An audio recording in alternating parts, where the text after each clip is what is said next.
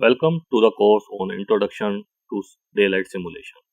In this course, I will be talking about or taking you through the whole process of daylight simulation, the input part, the analytical part, and the output part. Before we get into the process of daylight simulation, let us first understand what is daylight simulation. It is basically a computer based calculation of the amount of daylight available inside and outside under different sky conditions. Simulation outputs may be discrete numbers, that means it can be il- illumination, luminance value, or it can be a sensor point, or it can be a visualization or photorealistic rendering. Let us just briefly discuss the benefits of daylight simulation. Simulation helps in checking the correctness and efficiency of the design before the system is actually constructed. It provides the user with practical feedback. It helps in exploring the merits of alternatives design without actually physically building the system. It can be an effective means of teaching or demonstrating concept to students. This slide briefly explains you the whole process of daylight modeling. Building information such as the geometry and the weather data are fed into the simulation engine. The simulation engine processes the information and calculates the illumination values or other parameters and provides the output in terms of luminous quantities such as lux level, illumination value, luminance value. So now let's just understand this process in detail. So now starting with inputs, one of the important or primary input in daylight modeling is the building geometry. Generally, all the simulation tools they provide a modeling module where you can input the floor plan, the building geometry, the building height. You can also give windows parameters, exact window location, whether shading is there, external shading is there. While creating geometry, one has to keep in mind that to keep the model simple, because simulation time is directly proportional to the complexity of the model. So less surfaces, you will take less time, but if you need more accurate analysis, accurate output, then you have to model a detailed. You have to put in detailed geometry into it. The next input that is important is the location of the building. Location is important for the simulation tool to generate the solar profile for that project, for the location of that. It is very useful in point in time analysis. When you are doing point in time analysis, only latitude and longitude can help you with that. However, if you intend to do an annual simulation, then you have to take a weather file into consideration. After creating a geometry, one has to provide material information in terms of the color of the material or reflectance of the material. What kind of material is, whether it's a fabric material, whether it's metal, whether it's glass, whether it's smooth, the texture is smooth or rough, because all these parameters impact the simulation output. For point in analysis, one has to give sky conditions, sky model. So there are three sky models available. First is called the uniform illuminance sky model. So there are three types of sky model. First is uniform illuminance model. The second is CII overcast sky, and the third one is CIE clear sky model. The last input is to specify the kind of output that you are expecting. So the output can be a detailed grid output where you need lux level or luminance value for each point, or it can be a visualization or a photorealistic rendering. Now let us see the type of output that we expect. Or once the simulation engine processes the input, it generates the output in form of photorealistic visualization. It can be discrete values such as luminance isolux contours or false color rendering. The above outputs that you have seen are generally point in time, and for annual simulation where the values are averaged out or normalized. The the annual simulation output can be presented by a chart or a graphically. So in this chart, you can see it has calculated the useful daylight area for shaded and unshaded throughout the year. How many percentage of the area you are getting that. Now let us just in this section I will take you through different applications of simulations with some real life projects and case studies. First application of simulation is on optimizing skin section. Daylight simulation can help the design team in optimizing skin section in terms of window height, view window, or daylight to window configuration, shading and interior light shelves. In this example, we compare two sections. The smaller planter on the below sections was sorry. In this example, we compare two sections of a building. The second section had smaller planter or no planter on both sides, and additional light shelf on the south side. Both the sections were simulated for point in time, and false color images were generated.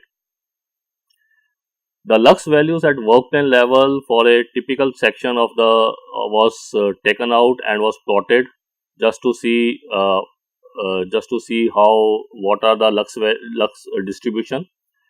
We observed that on the north facade, the section without any shading was working better than the section with shading, because the section with shading was actually blocking the diffuse light.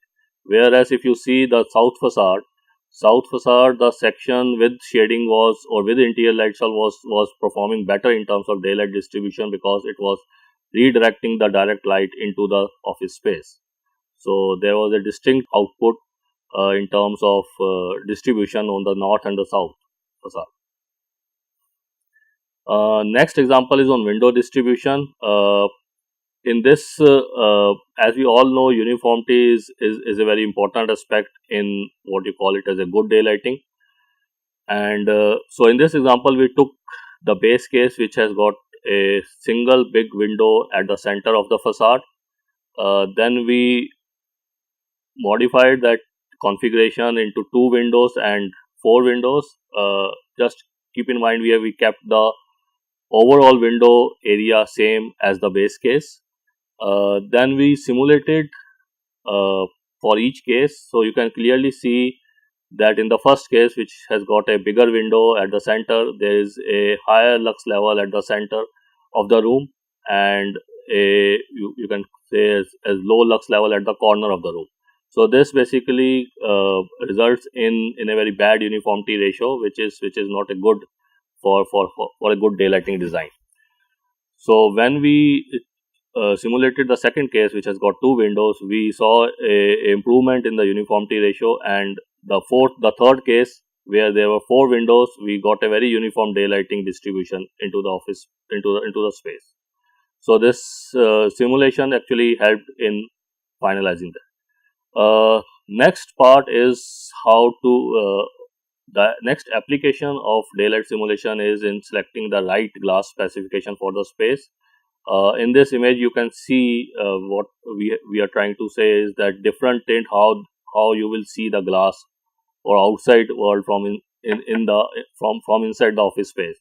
So we have got 5% glass, which is a dark, then 15% is light, and 20, and this is how it moves. So with a no tint, you have a clear view to the outside. So in this case, there is this rectangular, almost more or less rectangular space, office space with a core inside. So there is a core inside. The proposed design was simulated for different glass VLT, that is for 20%, 30%, 40%, and 50%. And the areas that were getting average lux level above 300 lux were taken out. That input was taken out from the simulation tool. So what we observed, that 20% with 20% VLT, this office space, only 23% of the office space was getting lux level above 300 lux. Then when we move to 30% it increased to 43, 40% it moved to 56, and with 50% we were at 65% area as getting lux level more than 300 lux. As per different rating system and as per international standard, any the area between 50 to 75% is considered as a good or well daylit office space. Uh, Anyways, we should target maximum daylit area, but anything between 50 75 is considered as a good daylit space. The second, the fourth application is on the dynamic facade, simulating and modeling the dynamic facade. Dynamic facade can be a movable fins or it can be photometric glass, which changes the tint depending on the outside solar radiation. So in this example, the red highlighted face are west facing facade and the green were like north facing facade. So this office space had got a curved facade where each face was pointing towards a different direction. So the west facade enjoyed a glare free daylight during first half of the day, but in the evening or after 3 p.m. they were getting direct sun coming in and glare issues were there. So we evaluated we evaluated a photometric glass option for this office space. And so what we did was we took the base glass, which is the results are highlighted on the left side, and the dynamic glass was simulated at the same time. So we simulated it for every hour on a peak day and try to find out the lux level and the glare part. So over here the glare was considered anything above 1000 lux was considered as too much of light, which may result in glare issues. So the space was modeled for 9, 11 till 5 p.m. and one can clearly see. So if you see the yellow and the orange part are the areas where you are getting lux level more than 1000 lux, right? So if you can clearly see after 3 p.m., this is the base case and this is the dynamic glass. You are after 3 p.m. You are this office space is getting direct sun, and as in the 4 p.m. you get more patches of a higher level of lux level, and at 5 p.m. it is almost like covering around 25% of the area as getting more than 1000 lux. Whereas if you see the dynamic glass performance, it is more or less giving you an uniform lux level that is within 1000 lux.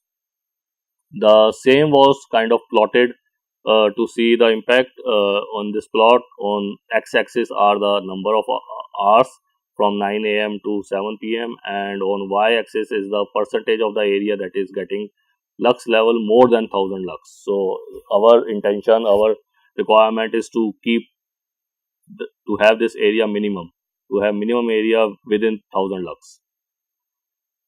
So this is the plot for the base glass, which is a normal glass. So you can see in the morning there is no issue, but in the evening there is a after 3 p.m. there is an increase in the percentage of area that is getting more than 1000 lux. So at 5 p.m. it is almost like 24%, 25%, and at 4 p.m. it is somewhere around uh, between 8 to 10%.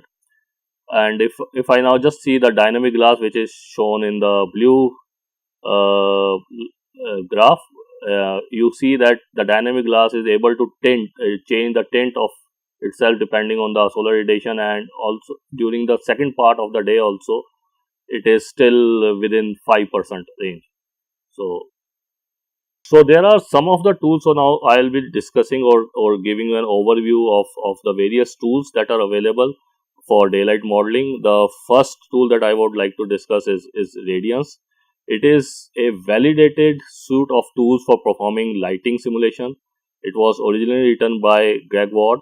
It includes a renderer as well as many other tools for measuring the simulated light levels.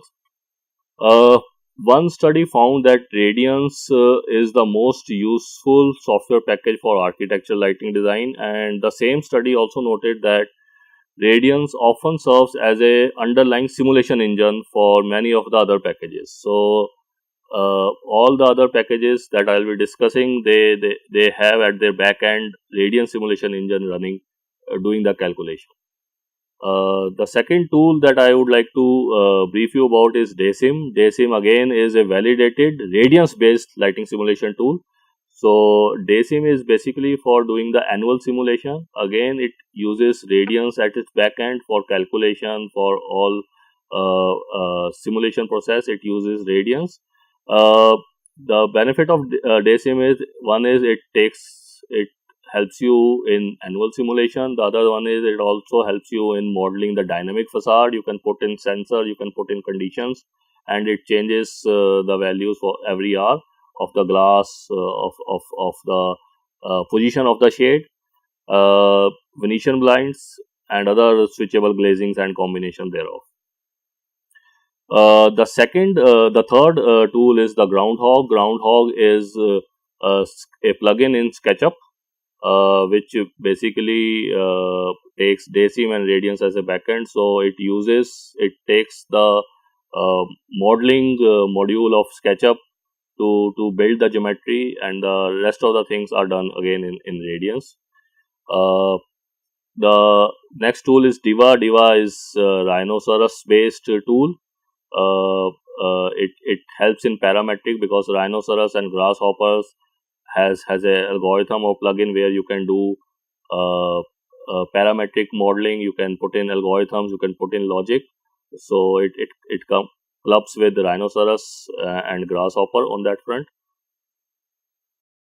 OpenStudio is basically a thermal energy modeling tool. It has a converter inbuilt where you can export the 3D model into Radiance format, and it also fire ups Radiance simulation engines to do the calculation, and then it also imports back the result into its result viewer. So OpenStudio is another free tool where you can use it to do daylight simulation. The next is Licasso. Licasso is a annual daylight simulation software based on AGI 32 and Elm tools. It takes into account the electric lighting system and controls, and occupancy sensor and photo cells. There are besides this, it's Design Builder. It provides it's an advanced modeling tool, and it has an easy to use interface. You have Spot. Spot stand for sensor placement and optimization tool. It is a software for daylighting design and again analysis software. Then we have Autodesk Revit, which is a building information modeling tool, BIM tool. It has a plugin called Light Analysis Revit plugin, which uses AutoCAD 360 uh, cloud computing to give you results. And then we have got IESVE, integrated environment software, virtual environment. It also has a plugin for daylight modeling and simulation. Over time, the advancement of technology and computing power, the daylighting design of building has changed from purely intuitive, that is the daylight factor, to a complicated performance metrics such as useful daylight illuminance, spatial daylight autonomy, which takes into account annual hourly simulation. So the latter part of spatial daylight autonomy, where you have to do annual simulation, is very complicated, and is consists of large amount of data is generated. So you can imagine, for every hour, if there are 100 sensor points or grid points, for every hour it calculates the output for those 100 points multiplied by 4,000 points if I take the daily task. So they have become really complicated, and it takes time to generate that. To solve this, the latest technology of cloud computing is also coming into daylight simulation, where they uses multiple computer servers which are located all over the world. They use their computing power to give you output in less time, so that you can take the call, you can take the decision in that. So the cloud is comprised of neural servers in data centers, and they are similar to what we use as internal document storage. So in daylight modeling, there are two service providers which are giving cloud computing. One is Sapphira, which is again is a cloud based. So it takes into account Revit model, SketchUp model, and it does the calculation. And the other one tool is Lightstanza. It takes SketchUp and again Revit as an input model, and the end user can do different kinds of analysis from UDI to spatial daylight autonomy in this. Now, just to end this course, just as a advice, I would say that simulation is a powerful tool, but the integrity of the output is dependent on the integrity of the input. So, you can definitely use simulation to its full potential, but be sure on the kind of inputs that you are inputting in the software, because that will drive your output. Thank you.